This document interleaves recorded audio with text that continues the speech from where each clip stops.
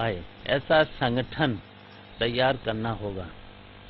तो इसलिए देखिए, इस पर बहस हो करके और हम लोग जो भी है जोड़ने तोड़ने का नहीं, जोड़ने का काम समाजवादी पार्टी के कार्यकर्ता एकजुट होकर के, चाहे 2017 की चुनौती हो, चाहे कोई भी चुनाव हो, उसमें समाजवादी पार्टी जनता के बीच में जाए और संगठन इतना मजबूत हो जो कोई भी चुनाव हो उसे समाजवादी पार्टी जीते।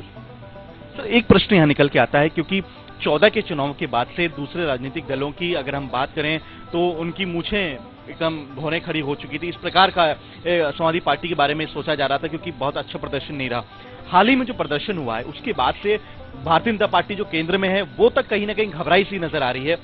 संगठन में जैसे आपने बात करा कि उसको एकजुटता की एक बात है, लेकिन खासतौर से देखा जो जा रहा है कहीं ना कहीं एक आपस में जो कोऑर्डिनेशन की कमी सी जो हमेशा महसूस हुई है 2.5 साल में लगभग इस पुरस्कार से, उस पे कोई निर्णायक कोई फैसला लिया सकता है नेताजी की तरफ से? किसी एक व्यक्ति को पूरे अधिकार दिया सकते हैं? कुछ ऐसी उम्मीदें भी लग रही हैं क्या? नहीं, देखिए, ये तो पूरे अधिकार तो राष्ट्रीय अध्यक्ष जी को ही होता है समाजवादी पार्टी में। अब उसके साथ साथ देखिए, हमारा मुख्य लक्ष्य होगा कि उत्तर प्रदेश का विकास हो और हम मजबूती के साथ पार्टी को खड़ा करें। अब इसके लिए देखिए, मुख्य हमारा है कि विकास हो, हमारा मेन मुद्दा ये होगा। उसके साथ साथ जो भ्रष्टाचार, बेईमानी, इस पर भी रोक लगानी होगी। तो ये सब मुद्दे हैं। तो आज इस पर सभी पर बहस हो करके समाजवादी पार्टी कहीं न कहीं निष्कर्ष निकालेगी और निष्कर्ष निकालने के बाद हम जनता के बीच में जाएंगे और निश्चित जनता के बल पर और अपने संगठन के बल पर समाजवादी पार्टी बड़े दल के रूप में उभर के आएगी।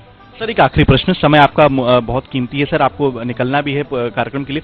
एक आखिरी सवाल सर, आपके बारे में इस बात की चर्चा हो रही है कि हालांकि आप अपने आप को एक साधारण कार्यकर्ता समझते हैं, संगठन में आपने अपना जिस प्रकार से एक बड़े नेता के तौर पर नहीं बल्कि कार्यकर्ता के तौर पर आप काम करते हैं, एक अटकलें लग रही हैं आपके बारे में कि कोई बड़ी जिम्मेदारी आपको सौंपी जाएगी। हालांकि जहां तक मीडिया जानती है, जहां तक हम स्वयं जानते हैं कि बड़ी जिम्मेदारी मिले ना मिले, आपने अपने पार्टी के प्रति, लोगों के प्रति और सरकार में बैठे एक मंत्री के रूप में आपने अपनी जिम्मेदारी हमेशा निभाई है सर। लेकिन ये जो नई जिम्मेदारी की बात हो रही है, क्या जिम्मेदारी मिल सकती है और क्या इसको कैसे आप क्या करेंगे, इसके बारे में थोड़ा सा बताएंगे?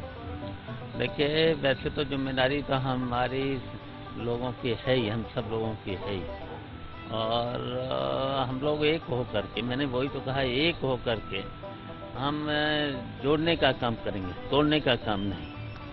तो जब हम जोड़ेंगे, सबको जोड़ेंगे और प्रदेश के हर वर्ग को लेकर के चलेंगे।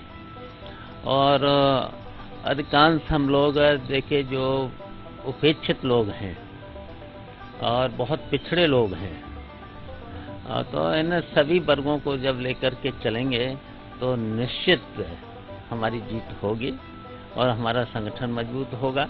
तो हमें प्रदेश के बारे में और भ्रष्टाचार खत्म कैसे हो, और जो उपेक्षित लोग हैं, गरीब है, किसान है, मेहनत मजदूरी करने वाले लोग हैं, तो सभी वर्गों को लेकर के जब चलेंगे तो निश्चित हमारी पार्टी मजबूत है।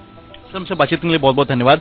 तो ये थे शिवपाल सिंह यादव जी, जो आमतौर से जिस प्रकार की पार्टी के अंदर एक जो बात हमेशा निकल के आती है कि पार्टी में फेरबदल होंगे, पार्टी में जिम्मेदारियां मिलेंगी, लेकिन आज भी इन्होंने हमारे प्रश्नों का उत्तर देते हुए कहीं ना कहीं इस बात को निष्कर्ष निकाला कि जिम्मेदारी कोई भी मुझे मिले, लेकिन जो सरकार के प्रति, जो लोगों के प्रति जो मेरी जिम्मेदारी, उसको मैं निभाऊंगा। लखनऊ में पूरी टीम के साथ ब्रिजमोहन सिंह।